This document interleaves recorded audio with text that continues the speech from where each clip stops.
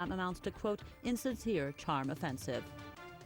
Syrian President Bashar al-Assad says he will not hold talks with armed insurgents trying to overthrow the government. Assad made the announcement in an interview with the Italian television station. The Syrian president says his government cannot negotiate with al-Qaeda offshoots and organizations affiliated to it.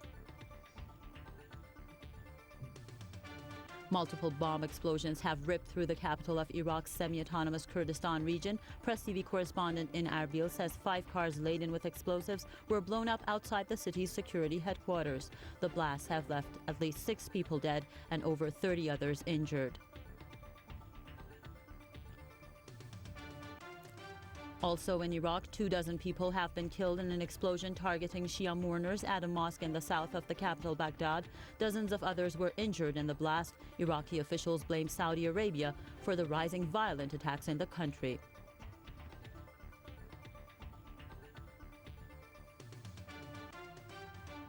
A bomb blast in northwestern Pakistan has left nearly 40 people dead. The explosion hit outside a crowded market in Peshawar city. Local officials say a police station was also near the site of the bombing. Dozens more have been injured.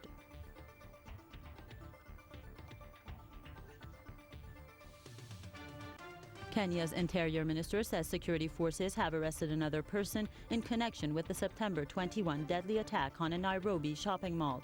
67 people died in the 4-day siege. Joseph Olilenku says so far 9 suspects are kept in custody over the attack. Sudan's government says there will be no change in a decision to rise fuel prices that sparked violent public protests since last Monday. Authorities say some 30 people died during the protest. Activists, however, put the number at 50. Khartoum says fuel subsidy phase-out will save the country billions of dollars. Suspected members of Salafist group Boko Haram have attacked a college in northeastern Nigeria, killing up to 50 students. The night raid on the college dormitory took place in the state of Yobe. The group has claimed responsibility for similar deadly attacks in the country since 2009.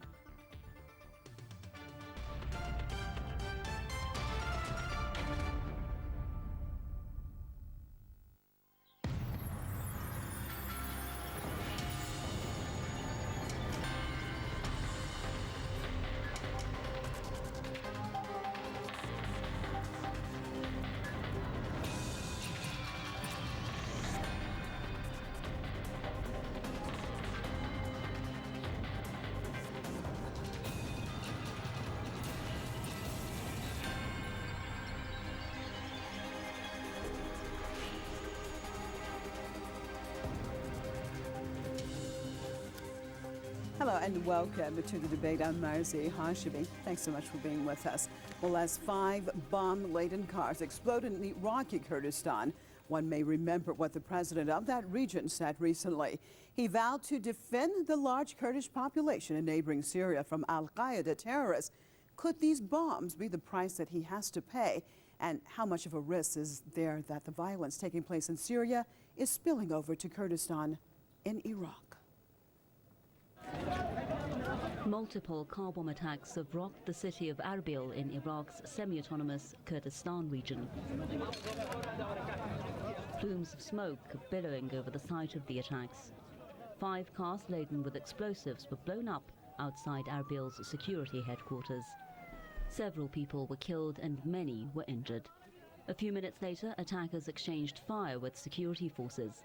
A number of assailants were reportedly killed. The terrorist attacks in Erbil took place just a day after the results of the region's parliamentary elections were announced. The Kurdish self-rule region has been largely peaceful compared to the rest of Iraq. This is only the 3rd major terrorist incident in the area since 2007. There are some speculations as to who might have been behind the Erbil bombings. Some are pointing the finger at the al-Qaeda offshoots in Iraq and Syria, including the Islamic State of Iraq and Syria, active in both countries, and also the notorious al-Nusra Front, which is fighting against the Syrian government. The motive is said to be retaliation for the Kurdistan region's support for Kurdish fighters in Syria. The Syrian Kurds have been embroiled in deadly clashes with the al-Qaeda offshoots in Syria over the past months. The Kurds have managed to push the insurgents out of much of their native land, inflicting heavy casualties on them. Meanwhile, there are divisions among Kurdistan officials over the Kurdish groups in Syria. Two of the biggest Kurdish parties, the Patriotic Union of Kurdistan and the Kurdistan Workers' Party, have joined forces to try and curb the power of the president of the Kurdistan region, Masoud Barzani, in Syria. Barzani has been working together with Turkey to limit the PKK's influence in Syria. The Sunday terrorist attacks in Erbil have marked one of the most serious spillovers of the Syrian conflict into neighboring countries.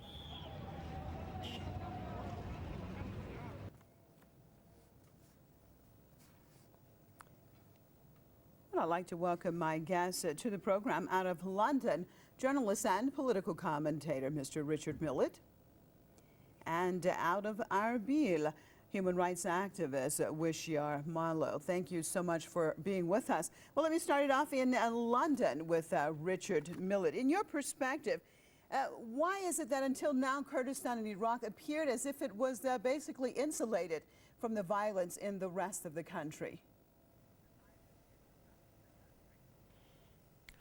Well, Iraqi Kurdistan, the northern part of Iraq, has had large amounts of autonomy, and it's had its own security establishment, security forces that has, to a certain extent, been effective. And we've seen this huge outbreak recently over the last 6 or 7 months of massacres taking place in Iraq.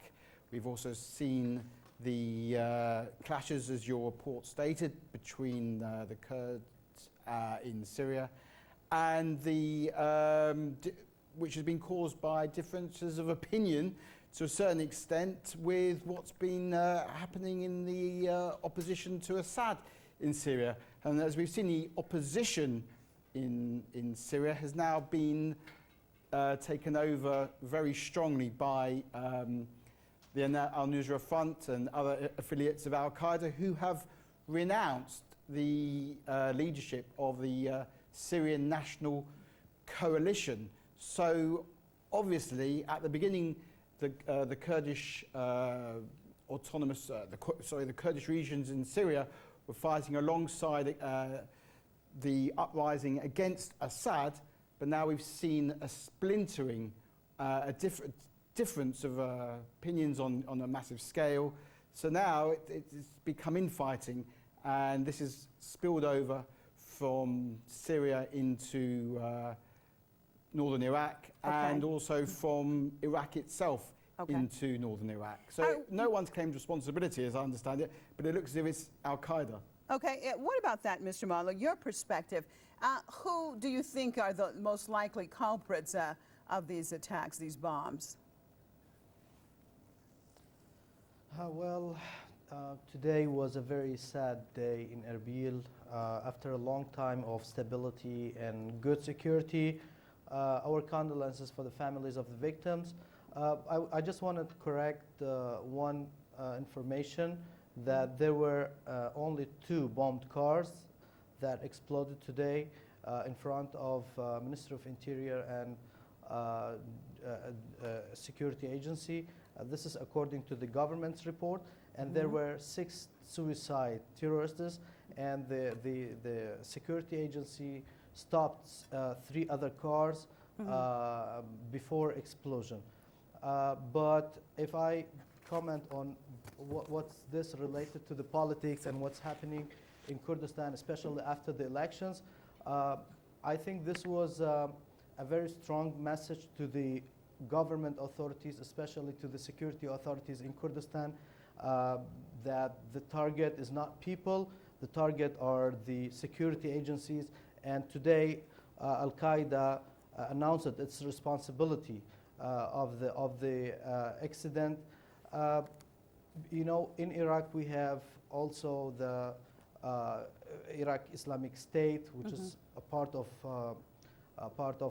Al-Qaeda terroristic group, but maybe also because here in Kurdistan region, all the security agencies were celebrating the results of the elections, and they were kind of ignoring their duties, and this was a gap. There was a gap in the and the security procedures. And at the end of the day, it's the responsibility of the security agencies and responsibility of the government. Okay, well, Mr. Millet, Iraqi Kurdistan President Barzani had recently said that he would support the Kurds inside of Syria against the insurgents. How much of that do you think that that's possibly related to what we have seen today? Well, you know, I don't think Al-Qaeda needs any excuse based on the words of what any man says. If you have a difference with Al-Qaeda, if you don't agree with their mission, which is to impose their beliefs on anyone and everyone, then you are a target, as we've seen repeatedly over, certainly very recently in Iraq, where many Shia crowds have been targeted, and we've seen in Nigeria, in Nairobi, in the Westgate shopping centre. Anyone that doesn't agree with Al-Qaeda affiliates are going to be targets. And as my colleague said in northern Iraq, in Iraqi Kurdistan today, there might have been some sort of spillover from taking your eye off the ball after the recent elections there, which is obviously maybe Al-Qaeda planned. They thought this would be a weakness and an opportunity to retaliate against what has been happening in northeastern Syria between the Al-Qaeda affiliates and the Kurds protecting their own communities from Al-Qaeda. Okay, So Mr. Miller, let me expand on something you've just said. Take Mr. it to Miller. the heart. Okay, let me expand on something you've just said. I want to open this up a little bit because you talked about as far as this possibly repercussion of the situation in Syria and the Al-Qaeda groups. How much of a responsibility would you lay on many of these Western countries and Persian Gulf countries that actually armed and funded these Al-Qaeda groups now that, as even it appears to be, out of their control? Well, I'm not sure who you mean by... Staying in London. I think you said Western countries have funded... I'm not quite sure who you mean by which Western countries have funded these Al-Qaeda affiliates. I mean, I know there's a strong implication that maybe Saudi Arabia has something to do with it, and there is some sort of proxy war, to a certain extent, that's taking place, I understand, between Saudi Arabia and Iran, and you can sort of turn the question and say, who is funding the other side of the coin? Who is funding, who is supporting Assad? And you could say Iran, and you can say Hezbollah. So, you know, you can look at both sides of the coin. Well, it's a different subject. If we get into who's cutting the heads, unfortunately, who's eating the liver of the insurgents there. But that's a whole nother subject. We're not talking about Syria right now. But let me turn back to Erbil, Mr. Malo. I want to look at that, this effect now of what has happened in Syria, that we have seen now more than 2 years of money, of funds, of arms, all kinds of weapons being basically sent there, obviously without not a whole lot of management, and now have ended up in the hands of these extremist groups. How does this affect your country and now the Kurdistan region in particular? As I said, this was after a long time of stability in Kurdistan. Actually, Kurdistan region is surrounded by many terroristic areas, let's say, or terroristic controlled areas. You can see in Iraq many explosions every day. You can see what's happening in Syria now. I don't want to accuse anyone or any party, external or internal, but there were thousands of Syrian people entered to Kurdistan with no strong or powerful, let's say, security procedures. And at the end of the day, no one can stop terrorism. Like this happens in USA, in UK, everywhere. So terrorism, I don't think this accident can be considered as a part of measuring the security situation in Kurdistan. On the other hand, there were a procedure of elections in Kurdistan, as you said. Yesterday, results of the elections been announced. And what Al-Qaeda does, usually, they try to make problem among political parties. They try to make political parties to accuse each other. And we have seen this in Iraq when problems happens, when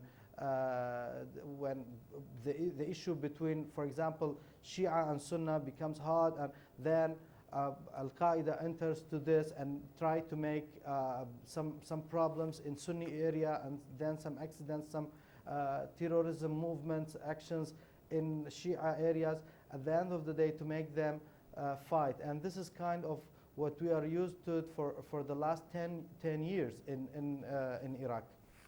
Okay, well, I wanted to take a look at some of our Facebook comments. Let's see what some of our viewers have put on our wall.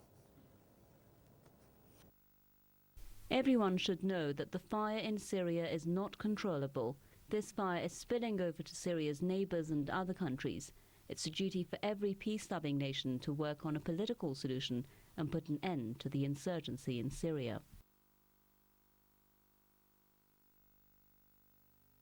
The bombings in Erbil are another evidence of the fact that insecurity in any country will affect the situation in nearby regions. Let's set the priority to defend each country's security instead of playing with fire that can burn everything. My advice to Iraq's Kurdistan President Masoud Barzani is, do not repeat the mistakes of the former Emir of Qatar. Do not try to play a role bigger than your geographic size, otherwise you will pay a heavy price and bring back sufferings to your nation. Okay, well, let's look at some of these comments. Mr. Millett, what do you make of that? It seems that this fire, as our viewer has said, has gotten totally out of control, that was actually lit by others in Syria. Now we see the situation spilling over in Lebanon, in Turkey, in Iraq. In your perspective now, what is the key to basically extinguish this fire that has basically now affected most of the region? Well, this is obviously something, I mean, I absolutely agree with those comments, that this is a spillover, that the region is up in flames, and all of the countries, unfortunately, are being affected either by terrorism or by an influx of refugees into their countries. And it's a problem for them to support the millions of people, the millions of refugees that are now being caused. So, you know, this is a very complex question. What happens to douse this fire? And we've seen that a coming together to a certain extent of Russia and America in the Security Council with this recent resolution to get rid of the chemical weapons in Syria, for example.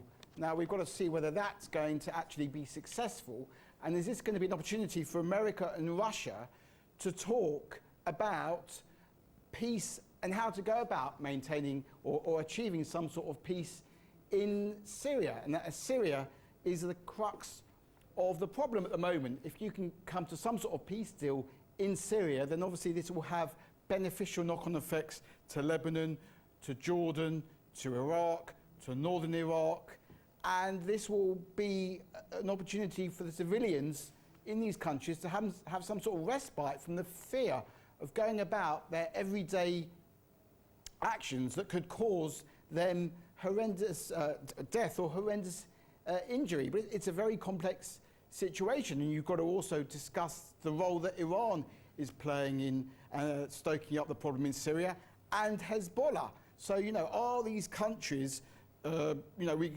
it's very easy to blame Al-Qaeda, which are causing a lot of the problems, but this is what Al-Qaeda wants. But a lot of the problem, also a lot of the fire is also being stoked by Iran and Hezbollah and by Assad himself. So who knows in Geneva, let's hope within the next year, we've got a very important year coming up with a view to getting some sort of, or getting rid of the chemical weapons in Syria, and more importantly, getting a peace in Syria, and also getting some sort of détente with Iran with a view to stopping its imminent possibility of it achieving a nuclear bomb, which is also going to, you know, even if you do get peace in Syria, you're going to have a massive problem in the region once Iran's got the bomb, because with that threat, okay, interesting it can then perspective do what and it interesting wants. subject. We're talking about right now the situation in Kurdistan. Now, Mr. Malo, your perspective with this, it seems like this can of worms have been opened in this region. I want your perspective. Do you think that had not external parties from the region, if they had not gotten involved in the Syrian situation, that we would be looking at what we're looking at today, not only in Syria, but the spillover that's affecting so many countries in the region? No one can say that what happened in Kurdistan has no external links or external intervention. As you know, if we have a good reading for the accidents here, the region, the whole region, the Middle East is suffering from war, terrorism, as my colleague said, chemical weapons, nuclear problem. So it's a problem that it's happening in all the region, and no one is accepted. There is no exception for any country. Not Kurdistan, no Iraq, no even Turkey, or all the countries. So they are all target for the terroristic groups in the region. There are, of course, many different agendas in the region. There is agenda by some Gulf countries. There is agenda by Iran. There is extreme agenda by those terroristic groups. There are different agendas, government here, etc. So at the end of the day, you are in a place that is all surrounded by fire. It's all surrounded by wars. For Kurdistan, I hope this will not make us to give up, and I think, or I hope this will make us more strong and stronger. This will unify Kurdistan people, because there were kind of division, especially, you know, what happens during elections and the electoral campaigns. I hope this will make us more unified. Today, I work for NGOs, for some human rights organizations. Today, we were about to postpone our meeting because of this accident, but at the end of the day, we decided to do it in order to show people that life goes on here. This will not stop us from our activities. Now, if you go to Erbil market, I don't say everything is normal, but people are going back to their jobs. Everyone is trying to, you know, to practice their normal things, their jobs, their shops, etc. Okay, and Mr. Millet, how likely is it that, because the majority of Middle East experts and regional experts would say that Saudi Arabia is the main supporter of these Al-Qaeda and Takfiri insurgents, how likely, if this is the case, would it be that the international community, being led by Washington and London, would actually start putting the pressure on Riyadh to make sure that the fires in the region can start to be extinguished?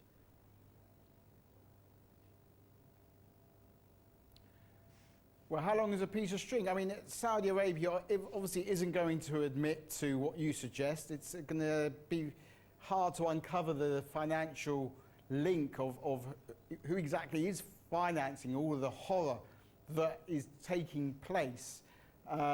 So both there's terrorism is financed somehow by individuals, by organizations, not necessarily governments. As my friend said, there are many agendas, many interconnecting agendas, and you just can't necessarily accuse one country of causing all this. This is an interconnected problem involving many different agendas, many different countries, and many different religions. All right, Mr. Millet, I'm so It's a very complex situation. You can't just blame one country. I appreciate you being with us. We are out of time. I appreciate both of you. Mr. Richard Millet, journalist and political commentator out of London, and Mr. Hoshyar Malo, human rights activist out of Erbil. We appreciate you guys being with us. And of course, viewers, we love having you, and make sure you join us right here, same time, same place tomorrow.